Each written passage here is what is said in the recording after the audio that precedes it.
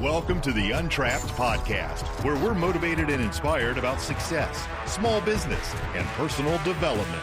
And now, Keith Kalfas. Yo, I'm going to spit some game for you real quick about if you're newer in your landscape business to not let your emotions dominate you. You got to pull that emotional thing out. Here's what I'm talking about. So when you start, if a customer calls you with something that's like to fix a callback or a mistake, or a customer's asking you about something, you might jump to an emotional conclusion and start overreacting in your mind and your emotions and getting upset and basically letting your emotions get in the way. I'll tell you what happened. We're doing spring cleanups and mulch. Boom, boom, boom, boom, boom. Shrub trimming, spring cleanups, mulch. It's that time of year. And when it rains a lot, weeds grow like crazy. Especially like in Michigan, if the humidity is right, weeds will go nuts. And so you could, have just done a spring cleanup and put down mulch. And I have a customer sending me a picture. I don't say anything about my actual customers. That's unprofessional, but I'll tell you a story, right? But a customer, one of my favorite clients, messaged me like, bro, you just put down, you did the spring cleanup and you did all this mulch and there's literally already weeds coming through the mulch, right? And so the customer who I respect very much sent me pictures of these weeds coming up and instantly this old part of myself, like young landscaper Keith, had an emotional response. Like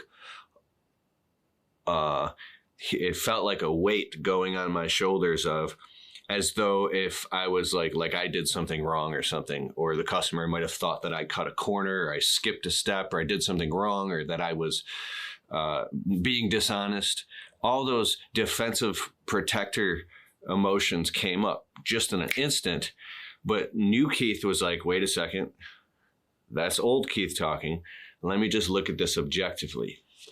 And what I found when I just took a breath and I read the customer's text message and looked at the pictures and I zoomed in on the picture, I could see that the weeds on the left of the garden bed were actually creeping myrtle.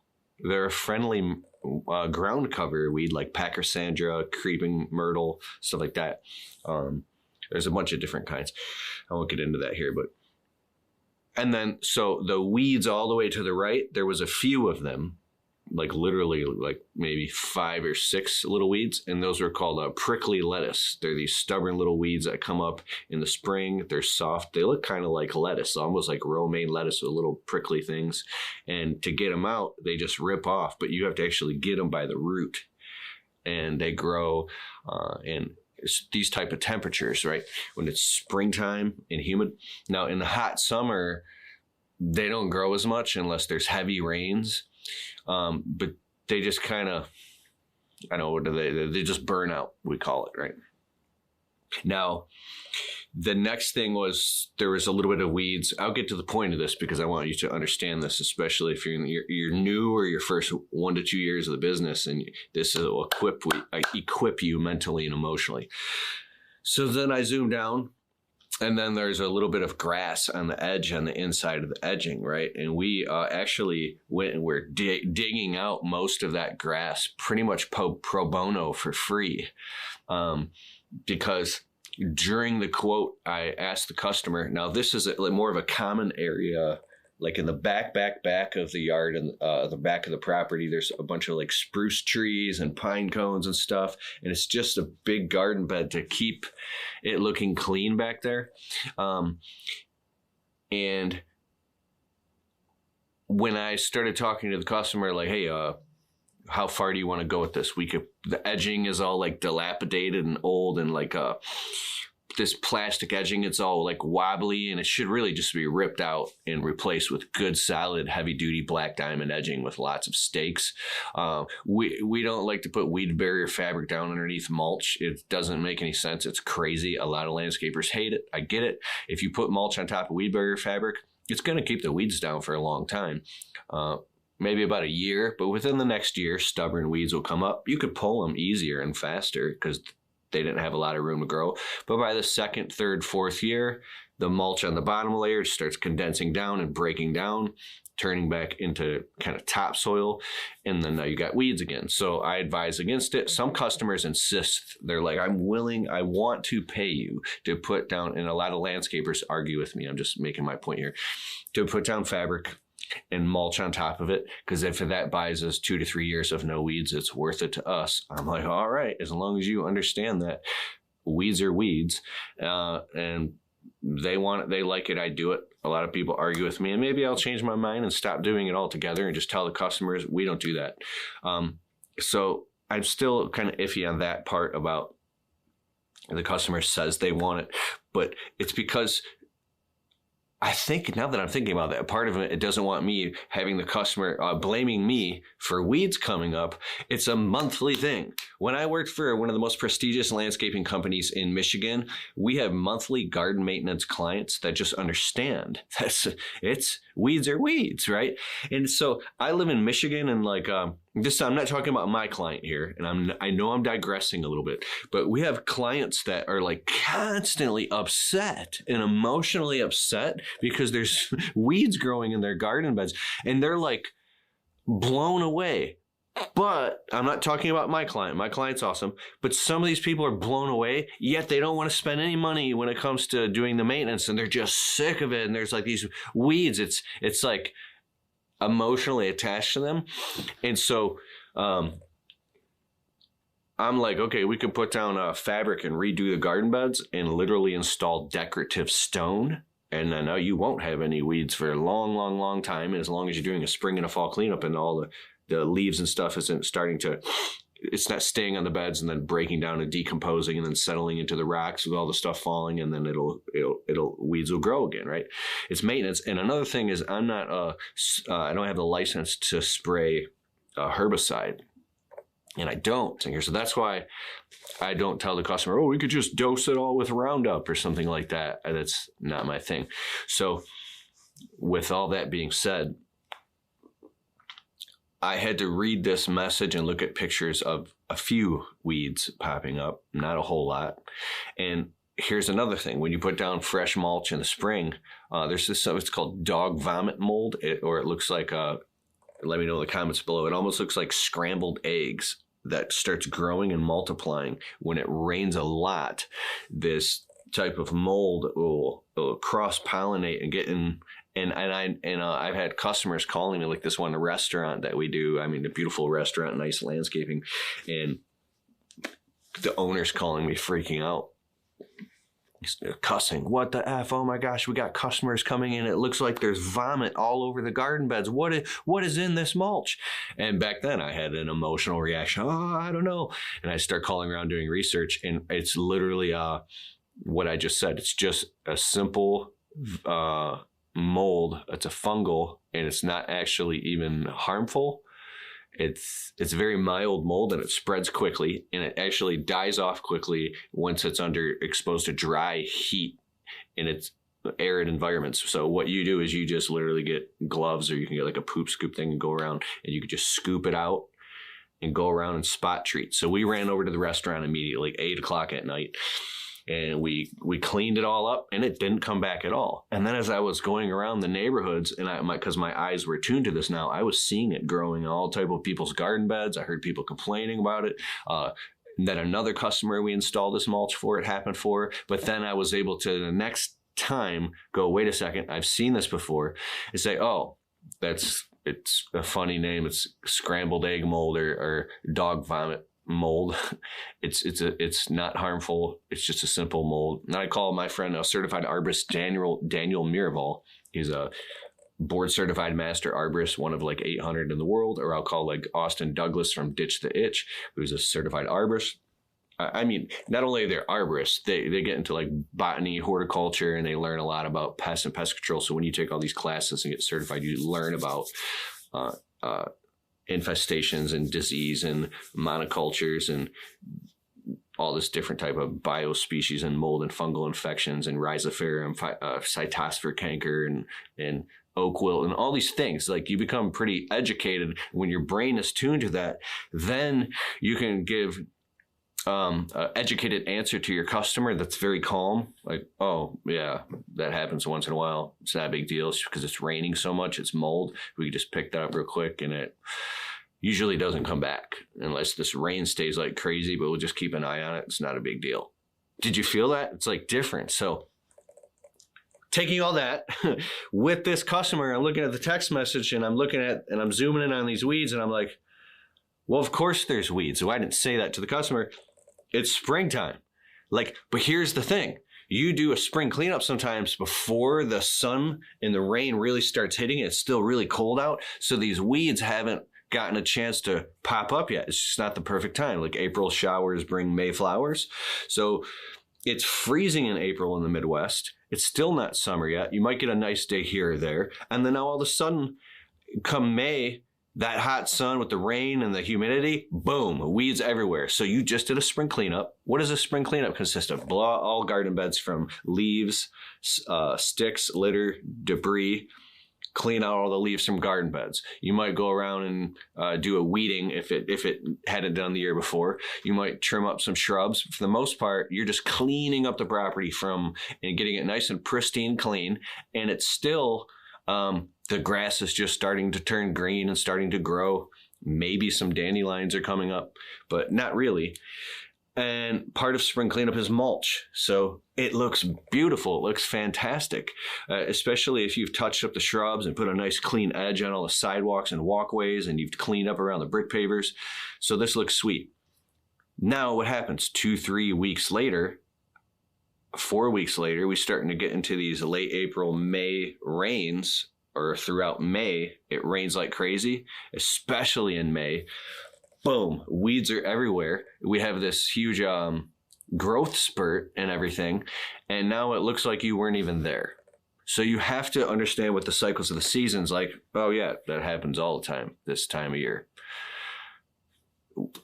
Yeah, we did put mulch down. We put it down actually pretty thick to keep the weeds down. Those weeds are pretty stubborn. Now there's different types of weeds. There's prickly lettuce weed, and there's thistle weed. There's this thing called horsehair. Let me know in the comments below. I just horsetail weed. This weed grows underneath, like networks underneath the ground. You could pull it up for every day and it'll keep coming back. It's the hardest weeds to get rid of. So when I see that, I let the customer know, oh yeah, we could pull that stuff all day. That's the one weed that's almost impossible to get rid of. I'm really sorry. We can keep pulling it. And we'd have to dig up the whole garden beds and find every little tiny root. There's people I've heard poured gas on it and it ain't coming. It's just horsetail weed. Like, when I talk like that, the customer's like, oh, I know. No, you're telling me? I already know. I've been pulling this stuff for 10 years. It won't come up. I hate, where did it come from? And they'll agree. So instead of you getting like emotional, I'm passionate right now, but instead of getting emotional and feeling like maybe the customer is upset for you doing something wrong, or they might be trying to cast blame somewhere. If you did something wrong, you did something wrong, go fix it. But be very careful. I won't say his name, but I have a very famous friend in our industry. He's famous. I can say that. He wouldn't say he is. I called him when I've had issues before. I did a whole landscape job with retaining wall, all brand new plants, weeping cherry tree, buried gutter downspouts under the wall, pitched down, and then another 6 feet out from the front of the wall had elbow drains with elbows up to pop up. Drain vents, and I drilled weep holes in the bottom and put pebble stone so that the residual water could drain out. So when the gutters fill up with water, when it's pouring rain coming down the pitch of the roof, gallons and gallons and gallons of water, hundreds of gallons are gushing and going underneath the landscape and going out into the lawn where they belong. Beautiful. Whole landscape job done. Customer calls me up next spring, the next year around in the spring. He's like, I got water in my basement and you guys are the last guys to hear. I said, did one of our PVC gutter elbow downspout drain vents get buried gutter downspouts get clogged, or did I do something wrong? Did it break open? Did it break apart? I came there pro bono, boom, like in the rain, and dug out both drains all the way down, Our work was still completely solid and secure. There was no cracks. Nothing had come apart. It was great. It stopped raining by that time. And so I took water up and I ran water. It was working perfectly out of the, I was like, bro, man, our work is secure. I don't know what's going on. And so it turned out that, here's another thing you have to know if you live in the Midwest. I can speak for Michigan. Michigan houses have basements that are very common for leaking. I'm kind of going off course here, but this is very important. Okay, I live in Michigan. My whole house is secure and pretty much waterproofed. We have very gutter downspouts. My own house, if we get these torrential downpours in the spring where it's like crazy bombing rain for hours on end, and I'm talking like the streets are flooded, I will get water in a couple spots of my basement where I'm like, where did this water come from? How is this possible? And then I never get water ever again for 2 years. Doesn't happen. Everything's bone dry.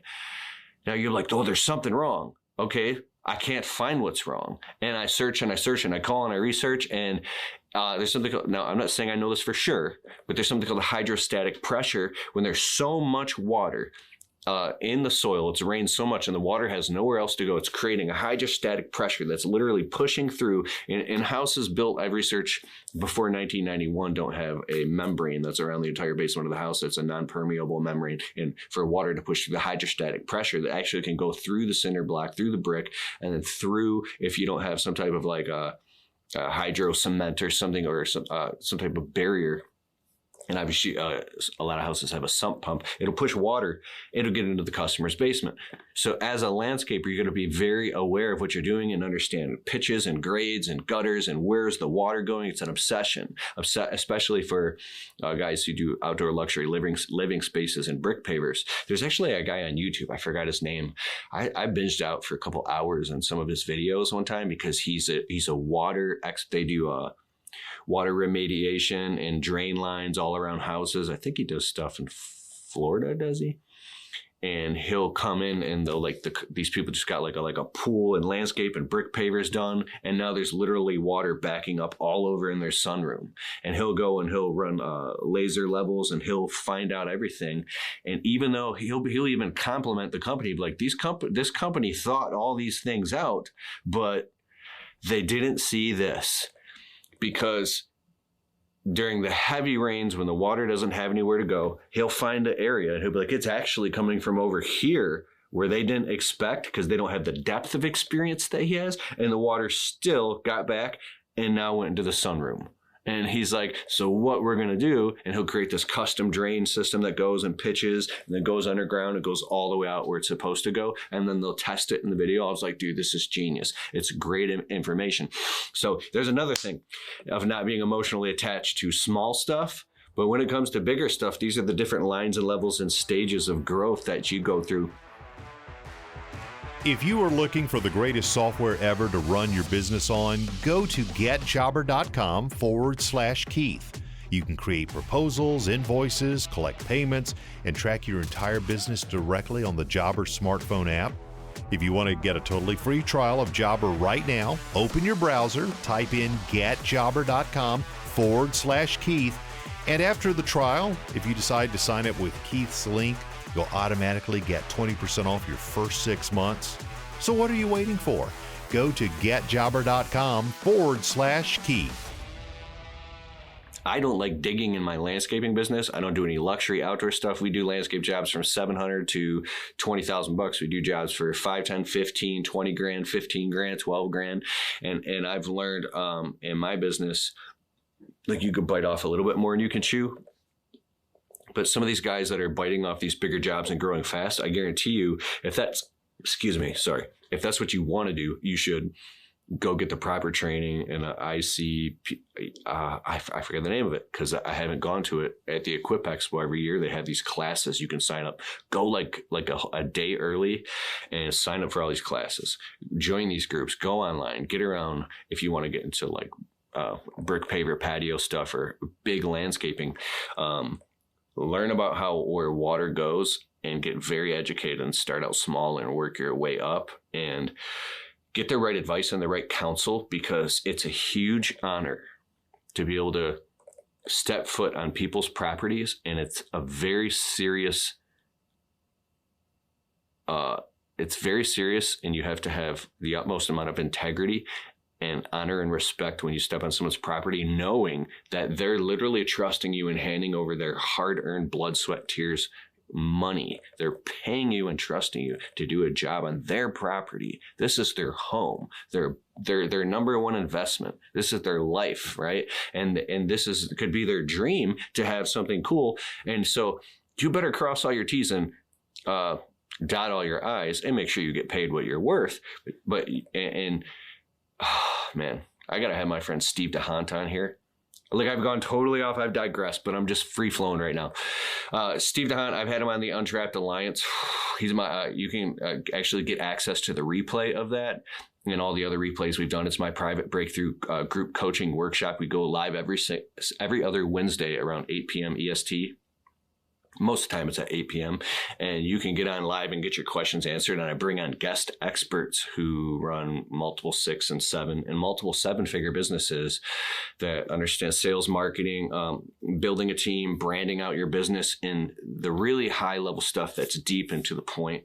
That's keithkalfas.com/alliance. If you become a member, you get to be a part of our private group, and then you go live with us on Wednesday and be part of our we go live, and then you will be in the chat participating in anything that you want to know. You can ask the experts in real time and work with them on whatever issue you have, and then you instantly get access to all the replays. Like in the one we did was with Mr. Steve DeHant. He's a good friend of mine. He owns a multi-million-dollar landscaping, brick paving business, and his sales process is fire. He has so much confidence with sales that when he sits down with the customer, it comes from a place of confidence and conviction, and they show all the proof of why they're the best company to go with, possibly versus the other companies. Like, they're just showing who they are in the utmost level of integrity. But here's why I'm saying I'm tying all this back, not just to sales. It's because just for another reason, my friend Steve, bro, this dude tells me stories of landscape jobs he's been on where, like, they built some, I don't know, something like a $40,000 brick paver wall, and for some reason he didn't know, the wall failed and collapsed, and then he built it again and it failed and collapsed again, and he built it and it failed and collapsed again. Now this guy is hot. He understands his stuff, but the nuance of the job of what he was doing, there's probably something going on that was different with the ground, or something that he hadn't been in that territory before, and so he stuck with it and figured it out and did the research and even invented some of his own methods that now he fixed that job, and now it's been standing for like 20 years, and it's beautiful. It's perfect. It's like phenomenal. It's like, that's a huge, what is it, like a notch in his belt or something, because he stuck with it until he got it right. And then the customer is a customer for life. And so you go through pain and suffering and trial and error, and you learn mistakes, and you earn your stars and stripes by sticking in it and getting educated and getting the right answers and never quitting and never giving up.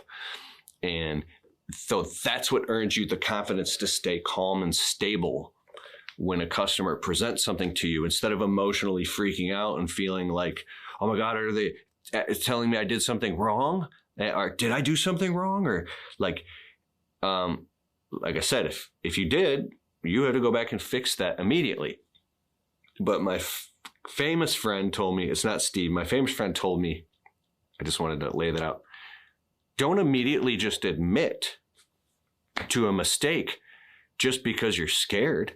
Now the customer thinks that you did something wrong on their landscape job. You admitted to it because you were scared, and you don't even actually know if you're wrong or not. Like, what are you doing? Now you have to go fix that thing for free, and it might actually not even be your fault for real. So you just don't, I could make a whole video on this, and I want to go ask the person if I can get him on a video and say this right to you, like to your face, because this was a huge lesson for me. And I did it when I called back the customer with the drain issue. I was immediately just going to throw up my hands and be like, it must be my fault. We're the last person there. He got some water in his basement. But because my friend, who's a landscaper, this is why you should get around other landscapers, told me, hey, don't just automatically admit to something if you don't know. What are you doing? I didn't. It was hard for me to do, but I controlled my emotions. I said, oh, let me come over and inspect it. And I found that him getting water in his basement is because it was raining nonstop for like 10 days straight. Everybody was getting water in their basement. Lots of people, not everybody, that's an exaggeration. I got water in my basement. So I learned how all this stuff works, and the fear drives you into a bunch of research, which educates you and keeps you on your toes. But now you can give your customer a qualified answer without being afraid and be like, oh, like, if we did something wrong, I'll fix it. But we didn't do that. And sometimes the customer might not, I haven't had that issue. You have to stand up for yourself if you know for a fact, like, you didn't do anything wrong. Like if you didn't get water in the customer's basement or something. But my mentor in this area taught me, because now you might be agreeing to fix something that costs $8,000, $10,000, $12,000, and the customer now gets this whole thing done for free, and it never was your fault in the first place, right? It's this interesting thing. So that's why it's so important. You start out with small stuff like some weeds in a garden bed popping up, right? Or maybe like you missed a spot, or you forgot to trim that bush properly. Then you graduate your way up to like, oh, this customer landscape job, a retaining wall, new landscape, buried gutter downspouts, they got water in the basement. Or like, there's nightmare stories that I don't want to go down with, I've heard, but you just work your way up to that point, and you grow the confidence in your courage as your belief in your own ability to figure things out, which is really cool, and seeking counsel from wise people. And then you could just stay cool, calm, and collective and do things the right way the first time with confidence, so you know you don't mess up. You wouldn't even consider messing up. You wouldn't even do something like that, right? And you charge appropriately to afford yourself the time to slow down a little bit and do it the right way the first time. If you're running a business with prices so low that you feel so rushed that you feel like you have to cut corners and you're in anxiety, you have to stop that. Like, stop that right now, immediately. If you already promised customers you were going to do a certain job for a certain price, and especially if it's in writing, you have to do that and fall on your sword and learn that lesson. It's not their fault that you undercharged the job, right? But from right now, this moment moving forward, you got to have a conversation with yourself. Be like, that's it. I got to get educated on this. I got to raise my prices. I got to make sure. And there was a moment for me. I said, that's it. It was years ago. I'm only doing the best work for the best prices, like the high quality work for prices. And that also means if you're walking around your property with the customer, any little thing that pops up, you don't skip over it. You address it right there, right now. You're like, what about this? You want to go ahead and get this thing fixed? Or do you want to leave that alone? Is that like in your budget right now to get this thing? Like, say there's a garden bed, you're going to redo it, but there's a big stump in the middle of the garden bed. What about that stump? Do you want us to grind that thing or call someone to get that ground out for you and clean it all up? Or you want to leave it there for now? What do you want to do? How much is it going to cost? $500. They're like, leave it there for now. Okay, so leave it there for now. It could be verbal, but it could be in the contract. Do garden bed, leave stump, which means, so we're doing this, which is included, which means what's excluded? It means we're not doing the stump. That's excluded, verbally and in writing. Now, the customer can be like, hey, I thought you guys were going to remove that stump. And then you're like, oh, shoot, the customer automatically assumed that we were going to remove that stump for $500. I never agreed to that, because they just imagined and they thought it. Maybe you didn't talk about it, or maybe you talked about it real quick. And you said, oh, yeah, and you went over it. And you're like, whoa. So, and now you got a problem. I did like a landscape job for like $8,500. The customer wanted all this done with the garden beds, rip out these few old trees, and then put some new arborvitaes and the racks. It was beautiful. Whole time, there was another garden bed on the other side of the yard that looked just like it, but much, much, much smaller. We never even talked about that garden bed over there. I really didn't even pay attention to it because I was so focused on the job. We did the whole job, and the whole job was done. Then, when we finally did the final walk around of the property, and I was getting the final payment, the final deposit. Everything looked beautiful. I noticed literally 20 feet over on the other side, or 25 feet over there from the edge of this garden bed to that, there was that other little garden bed that was never even touched. We never talked about redoing that one over there. Just like we didn't talk about redoing that one over there. But it was close to it in proximity. And I was like, whoa, I hope the customers didn't automatically assume that that was part of the job. We never even talk about that. So I was like, in my mind, I was like kind of ignoring that garden bed. And I was like, I was sweating bullets. I wasn't physically sweating. I was nervous. And I'm like, I got to bring this up now. And I went over to that garden bed. I pointed, I said, in this garden bed, we never talked about anything about that. So we didn't touch that garden bed, but I can see that that could probably use some work in the future. But back to this is really great. And as the customers looked at that garden bed, right, I could have made this whole thing up in my head. It could have been all in my head. I don't know. That's the problem. They looked at it and they just kind of were like, yeah. And they went back to the project. And this is what my gut tells me. There's a possibility they could have thought, I can't believe I'm admitting this, but this is real landscaper talk. There's a possibility that they could have thought that that was included, but we never communicated it. And in that moment, it could have went one way or the other. They could have all of a sudden gotten upset and be like, wait, I thought that was. So by me confidently, I'm not telling you what to do here. I knew what I had to do in that moment at my level of like,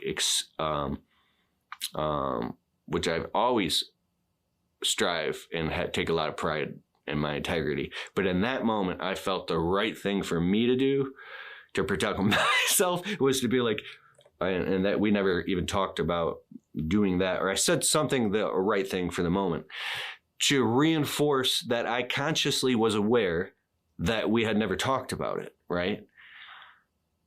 And for them to go, I wasn't trying to insert something in their head. I was just reaffirming myself. I feel like I'm like defending myself or something. And they could be like, yeah, we didn't talk about that. So,